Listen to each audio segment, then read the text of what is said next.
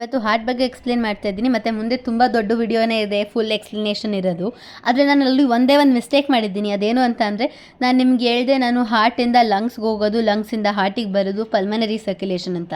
ನಾನು ಲಂಗ್ಸ್ ಬಗ್ಗೆ ಹೇಳಬೇಕಾದ್ರೆ ಅಂದರೆ ಬ್ರೀಫಾಗಿ ನಾನು ಎಕ್ಸೇಲ್ ಮತ್ತು ರಿಲೀಸ್ ಅಂತ ಹೇಳಿಬಿಟ್ಟಿದ್ದೀನಿ, ಮಿಸ್ ಆಗಿ ಟಂಗ್ ಟ್ವಿಸ್ಟ್ ಆಗಿಬಿಟ್ಟು. ಅದು ಎಕ್ಸೇಲ್ ಮತ್ತು ರಿಲೀಸ್ ಅಲ್ಲ, ಎಕ್ಸೇಲ್ ಮತ್ತು ಇನೇಲ್. ಒಂದ್ಸಲ ಇನೇಲ್ ಮಾಡಿ ಎಕ್ಸೇಲ್ ಮಾಡೋದಕ್ಕೆ 1 ಅಂತ ಕೌಂಟ್ ಆಗುತ್ತೆ. ನಾವಂತ 12 ಟೈಮ್ಸ್ ಮಾಡೋ ಅಷ್ಟೊತ್ತಿಗೆ ಹಾರ್ಟ್ ಪಂಪ್ ಆಗಿ ಆಕ್ಸಿಜನೇಟೆಡ್ ಬ್ಲಡ್ ಆಗುತ್ತೆ. ಇದು ಜಸ್ಟ್ ಒನ್ ಆರ್ಗನ್ ಬಾಡಿಯಲ್ಲಿ, ಹಾರ್ಟ್ ಆರ್ಗನ್. ಅದು ಜಸ್ಟ್ ನಮ್ಮ ವಿಸ್ಟ್ ಅಷ್ಟು ಇರುತ್ತೆ ಅಷ್ಟೇ. ಆ ಆರ್ಗನಿಂದ ನಮ್ಮ ಇಡೀ ಬಾಡಿ ಕಂಟ್ರೋಲ್ ಆಗಿರುತ್ತೆ. ಅದು ಒಂದು organ 72 times every minute pump ಆಗುತ್ತೆ. ಅದು ಒಂದು ಸಲ ಪಂಪ್ ಆಗೋದು ನಿಲ್ಲಿಸು ಅಂದರೆ ಅಲ್ಲಿಗೆ ನಮ್ಮ ಲೈಫೇ ಮುಗಿದೋಗುತ್ತೆ.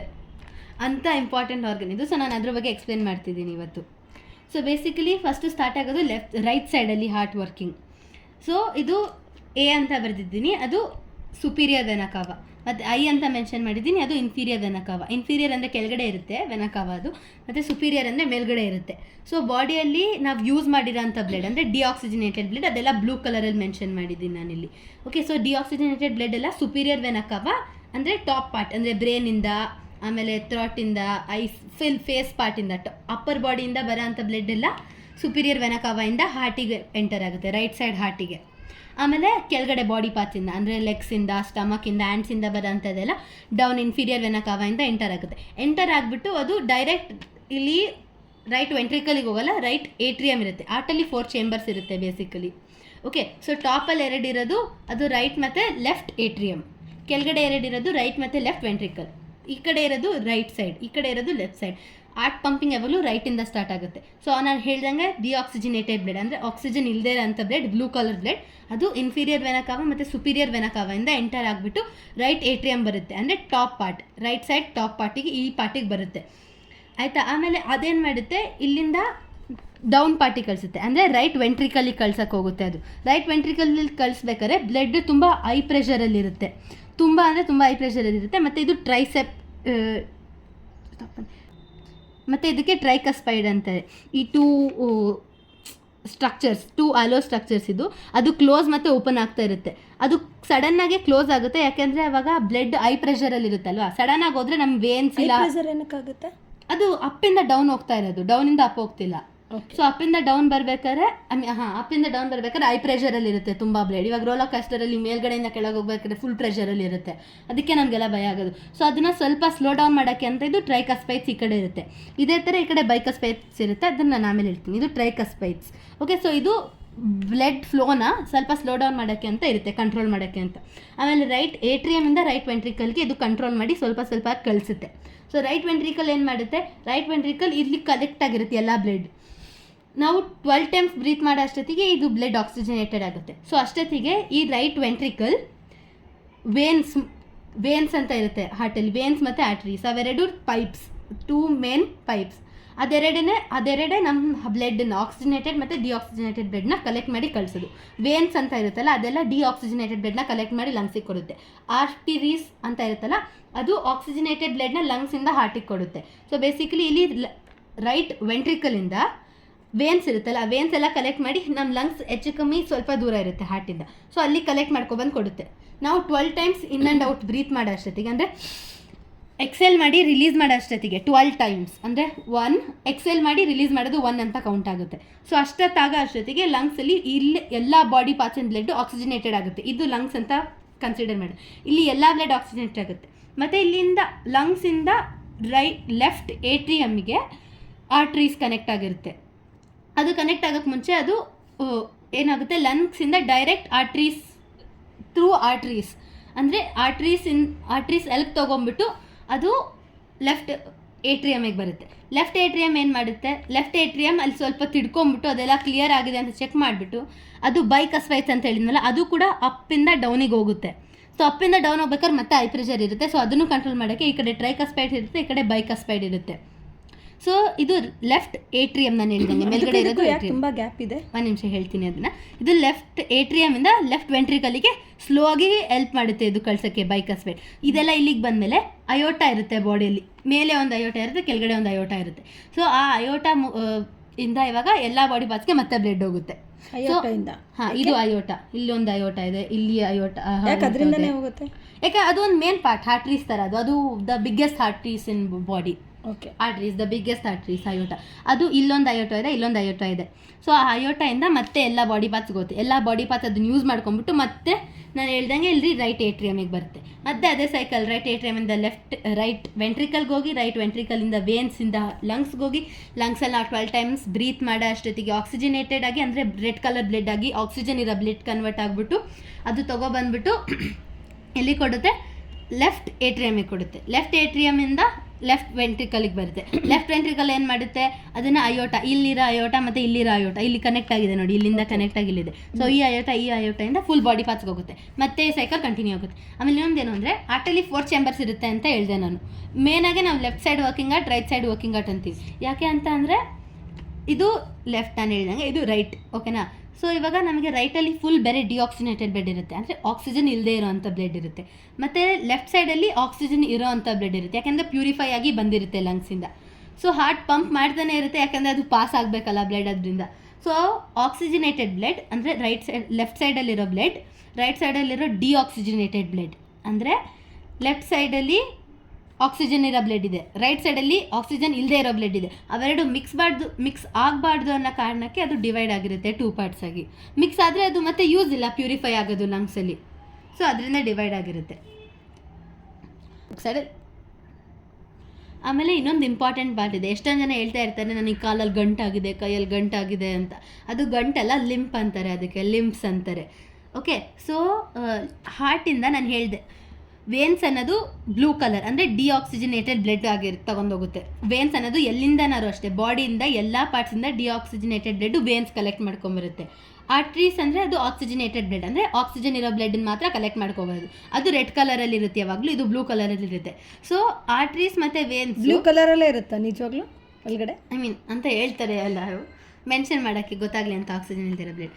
ಅದು ರೆಡ್ ಕಲರ್ ಇದು. ಮತ್ತು ಆರ್ಟ್ರೀಸ್ ಮತ್ತು ವೇನ್ಸು ಸ್ವಲ್ಪ ದಪ್ಪ ಇರುತ್ತೆ. ಸೊ ಅದು ಚಿಕ್ಕ ನರ್ವ್ಸ್ ಒಳಗಡೆ ಎಲ್ಲ ಹೋಗಿ ಕೊಡೋಕ್ಕಾಗಲ್ಲ, ಬ್ಲಡ್ನ ಸಪ್ಲೈ ಮಾಡೋಕ್ಕಾಗಲ್ಲ ಅಂತೇಳಿ ಕ್ಯಾಪಿಲರೀಸ್ ಇರುತ್ತೆ. ಆ ಕ್ಯಾಪಿಲರೀಸು ನಥಿಂಗ್ ಬಟ್ ಅದು ವೇನ್ಸ್ ಮತ್ತು ಆರ್ಟ್ರೀಸೇ, ಆದರೆ ತುಂಬ ತೆಳ್ಳಿಗೆ ಚಿಕ್ಕಕ್ಕೆ ಇರುತ್ತೆ. ವೆರಿ ಚಿಕ್ಕದು, ಅದು ತುಂಬ ಮೈಕ್ರೋಸ್ಕೋಪಿಕ್ ವೆಸಲ್ಸ್ ಅಂತಾರೆ ಅದಕ್ಕೆ. ಅದೇನಕ್ಕೆ ಯೂಸ್ ಆಗುತ್ತೆ? ಚಿಕ್ಕ ವೆಸಲ್ಸ್ ಅಂದರೆ ನಮ್ಗೆ ಇಲ್ಲಿ ವೇನ್ಸ್ ಒಳಗಡೆ ಎಲ್ಲ ಹೋಗಿ ಆರ್ಟ್ರೀಸ್ ಮತ್ತು ವೇನ್ಸ್ ಕೊಡೋಕ್ಕಾಗಲ್ಲ, ಈ ಚಿಕ್ಕದು ನರ್ವ್ಸ್ ಎಲ್ಲ ಒಳಗಡೆ ಹೋಗಿ. ಸೊ ಅಂಥ ಪ್ಲೇಸಸ್ಗೆಲ್ಲ ಹೋಗೋಕ್ಕೆ ಕ್ಯಾಪಿಲರೀಸ್ ಇರುತ್ತೆ. ಇಲ್ಲಿಗೆ ನಮ್ಮದು ವೇನ್ಸ್ ಆರ್ಟ್ರೀಸ್ ಸ್ಟಾಪ್ ಆಗಿದ್ದರೆ ಇಲ್ಲಿಂದ ಕ್ಯಾಪಿಲರೀಸ್ ಕನೆಕ್ಟ್ ಆಗಿ ನಮಗೆ ಬ್ಲಡ್ ಎಲ್ಲ ಕೊಡೋಕ್ಕೆ ಸ್ಟಾರ್ಟ್ ಮಾಡುತ್ತೆ. ಇಲ್ಲಿ ಚಿಕ್ಕ ಕ್ಯಾಪಿಲರೀಸ್ ಚಿಕ್ಕ ಪಾರ್ಟ್ಸಿಗೆ ಕೊಡೋಕ್ಕೆ. ಓಕೆ, ಇನ್ ಕೇಸ್ ಆ ಕ್ಯಾಪಿಲರೀಸ್ ಏನಾದ್ರು ಕಟ್ ಆಗಿಬಿಟ್ಟು ಬ್ಲಡ್ ಆಚೆ ಫ್ಲೋ ಆಗ್ತಾ ಇರಬೇಕಾದ್ರೆ ಅದು ಒಂದು ಗಂಟು ಕಟ್ಟಂಗೆ ಕಟ್ಟುತ್ತೆ. ಅವಾಗ ಸರ್ಕಲ್ ಆಗಿ ಅದಲ್ಲೇ ಗಟ್ಟಿಯಾಗಿ ಕೂರುತ್ತೆ. ಏನಾದ್ರು ಬ್ಲಡ್ ಲೀಕ್ ಆಗ್ತಾ ಇದ್ರೆ, ಇಲ್ಲಿಂದ ಕ್ಯಾಪಿಲರೀಸಿಂದ ಬ್ಲಡ್ ಲೀಕ್ ಆಯಿತು ಅಂದರೆ ಅದು ಅವಾಗ ಗಟ್ಟಿಯಾಗಿ ಗಂಟು ಕಟ್ಟದಂಗೆ ಆಗುತ್ತೆ. ಅದನ್ನು ನಾವೆಲ್ಲರೂ ಕನ್ನಡದಲ್ಲಿ ಗಂಟು ಅಂತೀವಿ, that is nothing but limbs in English. ಆಮೇಲೆ ಆರ್ಟಿಗೆ ಡಬಲ್ ಸರ್ಕ್ಯುಲೇಷನ್ ಸಿಸ್ಟಮ್ ಅಂತಾರೆ. ಸ್ಟಾಪ್ ಮಾಡಿ. ನಾನು ಹೇಳಿದೆ ಅಲ್ವಾ, ಹಾರ್ಟ್ ಅನ್ನೋದು ಡಬಲ್ ಸರ್ಕ್ಯುಲೇಷನ್ ಸಿಸ್ಟಮ್ ಆಯಿತಾ. ಅದು ಹ್ಯೂಮನ್ಸಲ್ಲಿ ಮಾತ್ರ double circulatory system. Heart is the only one organ which we can take as an example for double circulation system. Okay, ಅದರಲ್ಲಿ ಡಬಲ್ ಸರ್ಕ್ಯುಲೇಷನ್ ಯಾಕೆ ಅಂದರೆ ಅದರಲ್ಲಿ 2 ಸರ್ಕ್ಯುಲೇಷನ್ಸ್ ಆಗುತ್ತೆ. ಒಂದು ಪಲ್ಮನರಿ ಸರ್ಕ್ಯುಲೇಷನ್, ಇನ್ನೊಂದು ಸಿಸ್ಟಮ್ಯಾಟಿಕ್ ಸರ್ಕ್ಯುಲೇಷನ್. ಪಲ್ಮನರಿ ಸರ್ಕ್ಯುಲೇಷನ್ ಅಂದರೆ ನಾನು ಹೇಳಿದೆ ಇಲ್ಲಿ ಹಾರ್ಟಿಂದ ಈ ರೈಟ್ ಸೈಡ್ ಆಫ್ ದ ಹಾರ್ಟಿಂದ ಲಂಗ್ಸಿಗೆ ಹೋಗುತ್ತೆ, ಮತ್ತೆ ಲಂಗ್ಸಿಂದ ಲೆಫ್ಟ್ ಸೈಡ್ ಹಾರ್ಟಿಗೆ ಬರುತ್ತೆ. ಹಾರ್ಟಿಂದ ಲಂಗ್ಸ್ಗೆ ಹೋಗುತ್ತೆ, ಲಂಗ್ಸಿಂದ ಹಾರ್ಟಿಗೆ ಬರುತ್ತೆ, ಹಾರ್ಟಿಂದ ಲಂಗ್ಸ್ಗೆ ಹೋಗುತ್ತೆ, ಲಂಗ್ಸಿಂದ ಹಾರ್ಟಿಗೆ ಬರುತ್ತೆ. ಇದು ಒಂದು ಸೈಕಲ್ ಥರ. ಅದಕ್ಕೆ ಪಲ್ಮನರಿ ಸರ್ಕ್ಯುಲೇಷನ್ ಅಂತೀವಿ. ಯಾಕೆ ಅಂದರೆ ಅದು ಪಲ್ಮನರಿ ವೇನ್ಸ್ ಮತ್ತು ಪಲ್ಮನರಿ ಆರ್ಟ್ರೀಸಿಂದ ಆಗೋದು. ಆಮೇಲೆ ನಾನು ಹೇಳಿದೆ ನಿಮಗೆ ಕೂಡ, ವೇನ್ಸ್ ಬೇರೆ ಡಿಆಕ್ಸಿಜನೇಟೆಡ್ ಬ್ಲಡ್ನ ಕ್ಯಾರಿ ಮಾಡೋದು ಅಂತ, ಮತ್ತು ಆರ್ಟ್ರೀಸ್ ಬೇರೆ ಆಕ್ಸಿಜನೇಟೆಡ್ ಬ್ಲಡ್ನ ಕ್ಯಾರಿ ಮಾಡೋದು ಅಂತ. ಆದರೆ ಎಕ್ಸೆಪ್ಷನ್ ಇದೆ. ಪಲ್ಮನರಿ ವೇನ್ಸ್ ಅಂತ ಇರುತ್ತೆ. ಓಕೆನಾ, ಇಲ್ಲಿದೆ ನೋಡಿ, ಇದು ಪಲ್ಮನರಿ ವೇನ್ಸ್. ಇದು ಎಕ್ಸೆಪ್ಷನ್ ಆಗಿಬಿಟ್ಟು ಆಕ್ಸಿಜನೇಟೆಡ್ ಬ್ಲಡ್ನ ಕ್ಯಾರಿ ಮಾಡುತ್ತೆ. ಆಮೇಲೆ ಪಲ್ಮನರಿ ಆರ್ಟ್ರೀಸ್ ಇರುತ್ತೆ, ಅಂದರೆ ಇಲ್ಲಿ ಸಿ ಇದೆ, ಇದು ಪಲ್ಮನರಿ ಆರ್ಟ್ರೀಸ್.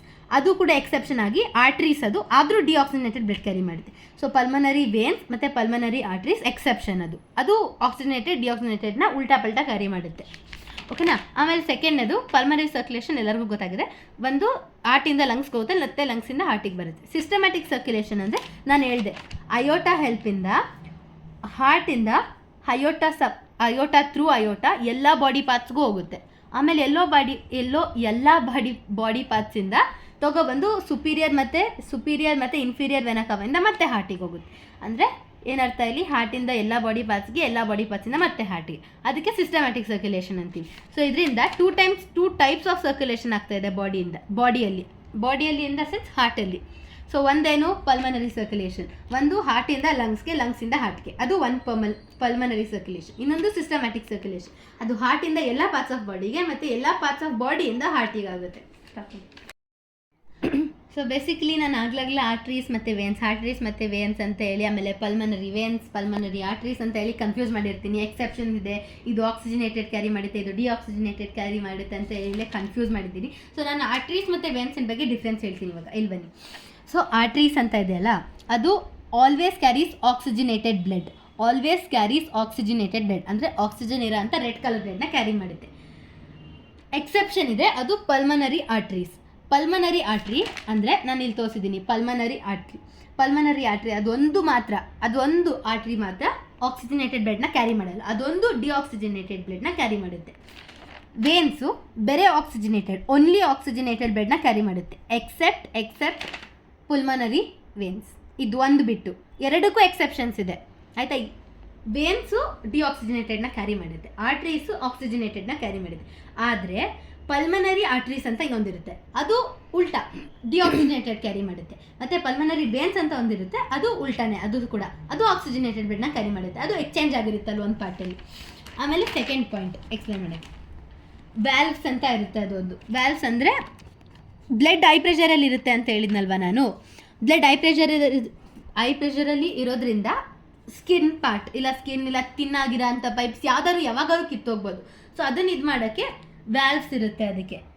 ಆಮೇಲೆ ಆರ್ಟ್ರೀಸ್ಗೆ ವ್ಯಾಲ್ವ್ಸ್ ಇರಲ್ಲ, ಯಾಕೆಂದರೆ ಆರ್ಟ್ರೀಸ್ ಗಟ್ಟಿನೇ ಇರುತ್ತೆ ಆಲ್ವೇಸ್. ವೇನ್ಸ್ ಅಂದರೆ ಡಿಆಕ್ಸಿನೇಟೆಡ್ ಬ್ಲಡ್ ಯಾವಾಗಾದ್ರೂ ಕಟ್ ಆಗ್ಬಾರ್ದು, ಸೊ ವ್ಯಾಲ್ವ್ಸ್ ಇರುತ್ತೆ ಅದಕ್ಕೆ. ಆಮೇಲೆ ಆರ್ಟ್ರೀಸ್ ಇರುತ್ತಲ್ಲ, ಆರ್ಟ್ರೀಸ್ಗೆ ತಿಕ್ ವಾಲ್ ಇರುತ್ತೆ, ಅಂದರೆ ದಪ್ಪ ವಾಲ್ ಇರುತ್ತೆ, ಮತ್ತು ನ್ಯಾರೋ ಲ್ಯೂಮೆನ್ ಇರುತ್ತೆ. ಬಟ್ ಅಪೋಸಿಟ್, ವೇನ್ಸ್ಗೆ ಥಿನ್ ವಾಲ್ಸ್ ಇರುತ್ತೆ ಮತ್ತು ತಿಕ್ ವ್ಯಾಲ್ವ್ಸ್ ಇರುತ್ತೆ ಅಂದಲ್ಲ ನಾನು. ವೇನ್ಸಿಗೆ ಮಾತ್ರ ಅದು ತಿಕ್ ಇರುತ್ತೆ, ಮತ್ತು ವಾಲ್ಸ್ ಕೂಡ ತಿಕ್ ಇರುತ್ತೆ, ವಾಲ್ಸ್ ಥಿನ್ ಇರುತ್ತೆ, ಈ ಕಡೆ ತಿಕ್ ಇರುತ್ತೆ. ಆಮೇಲೆ ಆರ್ಟ್ರೀಸ್ ಅಂತ ಹೇಳಿದಾಗ, ಆರ್ಟ್ರೀಸಲ್ಲಿ ಇನ್ನೊಂದು ಚಿಕ್ಕ ಪಾರ್ಟ್ಸ್ ಬರುತ್ತೆ, ಅದಕ್ಕೆ ಆರ್ಟ್ರಿಯೋಲ್ಸ್ ಅಂತೀವಿ. ಆರ್ಟ್ರೀಸಲ್ಲಿ ಚಿಕ್ಕ ಪಾರ್ಟ್ಸ್ ಇರುತ್ತೆ, ಚಿಕ್ಕ ಬ್ರಾಂಚಸ್ ಇರುತ್ತೆ, ಸ್ಮಾಲ್ ಬ್ರಾಂಚಸ್ ಆಗಿರುತ್ತೆ, ಅದನ್ನು ಕ್ಯಾಪಿಲರಿ ಸೆಂಡ್ ಮಾಡೋಕ್ಕೆ ಸ್ಮಾಲ್ ಬ್ರಾಂಚಸ್ ಇರುತ್ತೆ.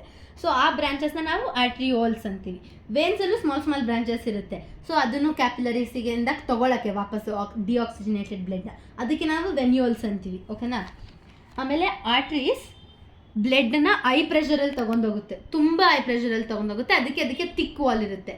ತುಂಬ ಐ ಪ್ರೆಷರಲ್ಲಿ ತೊಗೊಂಡೋಗೋದ್ರಿಂದ ಅರ್ಧೋಗಿದ್ರೆ ಕಷ್ಟ ಆಗುತ್ತೆ ಅಂತ ಆರ್ಟ್ರೀಸ್ಗೆ ತಿಕ್ ವಾಲ್ ಇರುತ್ತೆ.